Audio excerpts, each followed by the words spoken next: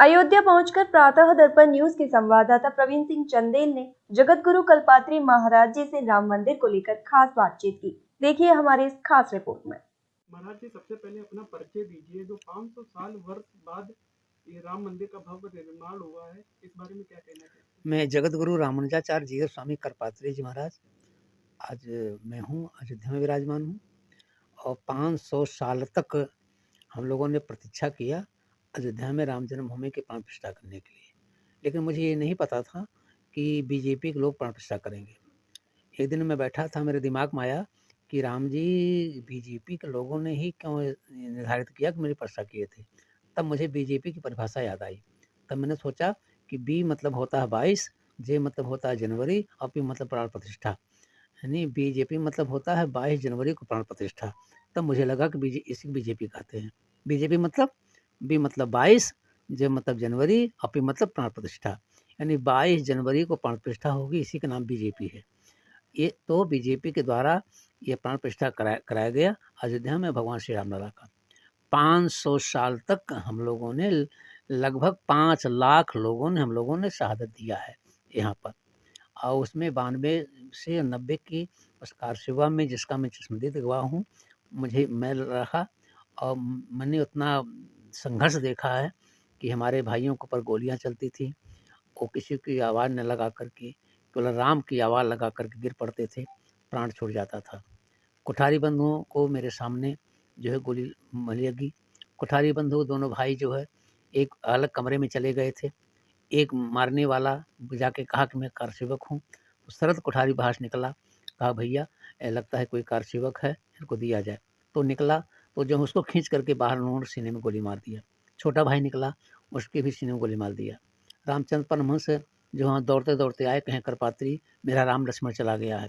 अशोक सिंघल दौड़ते दौड़ते आए, उनके मस्तक में चोट लग गई और हम लोग परेशान हो गए। दीदी पूर्णिमा को यहाँ से मैसेज भेजा गया, दीदी भैया लोग नहीं हैं। दीदी बोली मैं कल आ रही हूँ, अपने भाई के हाथ में राखी बांधूंगी, उसके बाद दस्तखत किया जाएगा। तो वो स्थिति हम लोगों ने देखा है। ये स्वर्णिम इतिहास नहीं है। ये जो हमारा राम जन्मभूमि का निर्माण हुआ है, ये जो नेता लोग बोल देते हैं कि आज का अवसर स्वर्ण युग का है, स्वर्णिम इतिहास नहीं है। ये बिल्कुल स्वर्णिम इतिहास नहीं है। रंगा इतिहास है मेरा, शहीदों के है खूनों से, बिलखती मांग है अब भी अभागिन माओं बहनों की, उन्हें बिछुड़ी शहीदों की कहानी याद आई है, राम जन्मभूमि हेतु जिन्होंने सीने पर गोली खाई है। तो राम जन्मभूमि का जो निर्माण हो गया, राम की जो प्राण प्रतिष्ठा हो गई, ये राम जी हैं, ये साक्षात ब्रह्म हैं, इनके अंदर कोई शंका नहीं है, क्योंकि पुष्टि हो जाती है। क्यों 22 तारीख को हम लोग जो है दर्शन करके निकले, पहला दर्शन मैंने किया और 2 घंटे के बाद ही एक विशालकाय बंदर, जिसको कि सारी सिक्योरिटी व्यवस्था लगी हुई थी कि कोई बंदर न जाने पावे, वो विशालकाय बंदर हम लोगों के पीछे पीछे वीआईपी ही गेट से अंदर आया और राम जी का चरण छुआ और राम जी का चरण छू करके फिर बाहर निकल गया। इससे ये निश्चित हो गया कि हनुमानगढ़ी से हनुमान जी कोई साधारण मूर्ति के दर्शन करने नहीं जाते हैं, हनुमान जी साक्षात वहाँ जल के गए हैं, क्योंकि हनुमान जी राम जी के ज्येष्ठ पुत्र हैं और पिताजी अयोध्या आ गए हैं, तो ज्येष्ठ पुत्र का जाना आवश्यक हो जाता है। इस कारण ये स्थिति बड़ी ही सौभाग्य है कि 500 साल के बाद हम लोगों ने रामलला का दर्शन किया है। महाराज जी, जैसे राम मंदिर की जब मूर्ति देखी थी तो बहुत से लोग भावुक हो गए थे, तो इस बारे में क्या कहना चाहते हैं? तो राम जी की मूर्ति, जो मूर्तिकार है उसने खुद बताया कि मूर्ति मैंने जो बनाई थी वो मूर्ति नहीं है। जो मूर्ति की प्राण प्रतिष्ठा हुई है, मैं देखने गया तो मुझे लगा कि मूर्तिकार भले मैं हूँ, मैंने बनाई है, लेकिन जब मूर्ति प्राण प्रतिष्ठा हो गई तो प्राण प्रतिष्ठा होने के बाद मूर्ति की भाव महिमा बढ़ गई।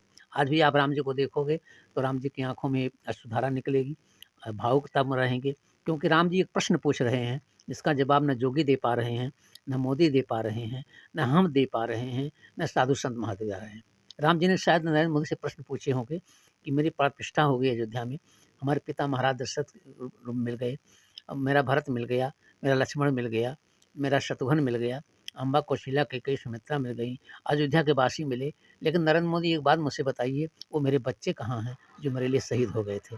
उन वो कार सेवक वो मेरे कार सेवक बच्चे कहाँ हैं जो शहीद हो गए थे? तो कार सेवक बच्चों के लिए परमात्मा राम की आंखों से आंसू आ गया, उनकी आंखों में जो अश्रुधारा दिखाई पड़ रही है, उन बच्चों के लिए है जिन लोगों ने अपना प्राण गंवाया था। तो बड़ी भावुक स्थिति है। हम तो इस बार 8 बार दर्शन मैं कर चुका हूँ तब से। महाराज जी, जैसे अखिलेश यादव को निमंत्रण दिया गया था तो उन्होंने ठुकरा दिया था। अखिलेश यादव कहे थे कि जहाँ सम्मान नहीं होता वहाँ नहीं जाना चाहिए। जी। तो नहीं, अखिलेश यादव सही बोल रहे हैं। अखिलेश यादव की पूरी परंपरा है, उनकी परिपाटी है। वो लोग जहाँ सम्मान मिलता है वहाँ नहीं जाते हैं, जहाँ सामान मिलता है वहाँ जाते हैं। तो जहाँ सामान मिले तहाँ लोग जाएँ और जहाँ सम्मान मिले वहाँ जाएँ। तो जाके प्रभु दुख दारुण दीन्हा, ताकर मति अग मैं हर लीन्हा। जिसको दुख देना होता है उसको परमात्मा ऐसी बुद्धि करते हैं। और वो तो निशाचर रूप में आता है अखिलेश, क्योंकि निशाचर की परिभाषा में हम उसको ला दिए हैं कि मात पिता नहीं नहीं देवा, साधुन संग कर वही सेवा। वो अपने बाप को नहीं माना, अपने चाचा को नहीं माना, तो माता पिता माने ही नहीं देवा। जो देवताओं नहीं मानता है, न बाप को माना, न चाचा को माना, न देवता को माना, तो निश्चय रूप में आते हैं कि माता पिता माने ही नहीं देवा, साधुन संग करवा वही सेवा। जिनके आचरण भवानी ते समझो राक्षस प्राणी। तो उनकी बात नहीं करनी चाहिए, पाप लगता है उनका नाम लेने से। और महाराज जी, जैसे राहुल गांधी ने बोला था कि बीजेपी आरएसएस कार्यक्रम था। देखिए, राहुल के पास कोई बुद्धि ही नहीं है। कब कब दे, जब आलू से सोना बना दे रहा है, सोना से आलू बना दे रहा है, तो उसकी बुद्धि क्या किया जाए।